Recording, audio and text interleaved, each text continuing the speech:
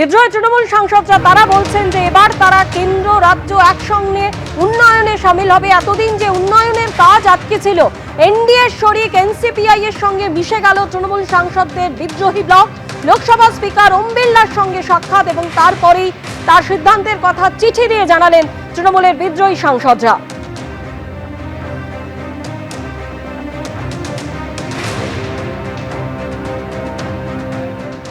সিদ্ধান্ত বলতে আমরা এনডিএর শরিক হিসেবে আমরা কাজ করব, কারণ আমাদের মাননীয় প্রধানমন্ত্রী নরেন্দ্র মোদীর ওনার যে সবকা সাথ সবকা বিকাশ সবকা বিশ্বাস, ওনার যে আদর্শ, এই আদর্শ নিয়ে আমরাও কাজ করতে চাই। কারণ হচ্ছে ধরুন আমাদের ডবল ইঞ্জিন সরকার হয়ে গেছে, আমাদের পশ্চিমবঙ্গে তো বিজেপি সরকার এসছেন, আর সেই সুবাদে কারণ হচ্ছে আমাদের বিশেষ করে আমি যে জায়গা থেকে আমি প্রতিনিধিত্ব করছি সেটা জঙ্গলমহল এরিয়া, সেখানে উন্নয়নটা এখনও অনেকটা বাকি রয়ে গেছে, যেগুলো আমি তো সবেমাত্র 2024-এ এসছি, টিএমসিতে যোগদান করেছিলাম।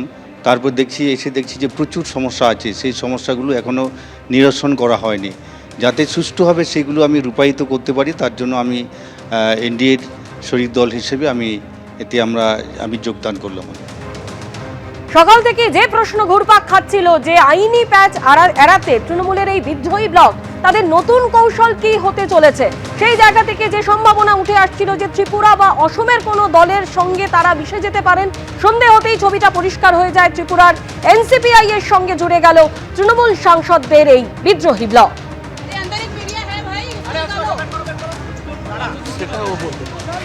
हम लोग एआईटीसी से चुने हुए 20 सांसद स्पीकर साहब से मिलकर अलग बैठने का चिट्ठी दिया, और ये 20 सांसद जो हमारे कुल मिला के जितने हैं उसमें से 2/3 से ज्यादा है।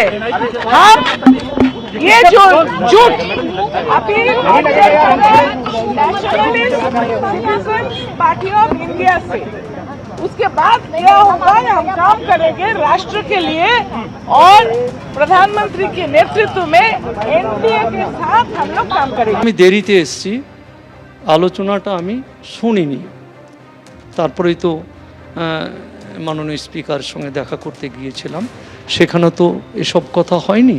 শুধু এইটুকুই বলতে পারি যে আমরা একটা গ্রুপ করেছি, সেই গ্রুপের মধ্যে আমরা 20 জন, আরও বাড়তে পারে সংখ্যা, তাতে যুক্ত হয়েছি। এরপরে আলোচনা হবে, চিন্তাভাবনা হবে, সেই চিন্তাভাবনা কিভাবে হবে, কি পদ্ধতিতে হবে সেটা ডিসাইড করবে। আমাদের সকলের সঙ্গে আলোচনা করে যারা নেতৃত্ব আছেন তারা এগুলো ডিসাইড করবে। অর্থাৎ অভিষেক বন্দ্যোপাধ্যায়ের নেতৃত্বে এই 20 জন আর রইলেন না, স্পিকারের কাছে যা চিঠি দেওয়া হয়েছে। এখানে আমি একটু যুক্ত করব, সকলেই অভিষেক ব্যানার্জির কথা বলছেন যে তার সঙ্গে রইলাম না, অনেকে বলছেন আমি দিদির সঙ্গে আছি। তো অভিষেক আর দিদি কি আলাদা? এ প্রশ্ন আমার মধ্যে থেকে যায়। একটা গ্রুপ যখন করি, বাস্তব এটাই যে আমরা সবকে ত্যাগ করে এখানে এসেছি উন্নয়নের স্বার্থে, এবং উন্নয়নের স্বার্থেই আমরা কাজ করে যাব। কেন্দ্র এবং রাজ্যের সঙ্গে থেকে বিশেষ করে বলতে কোনো বাধা নেই।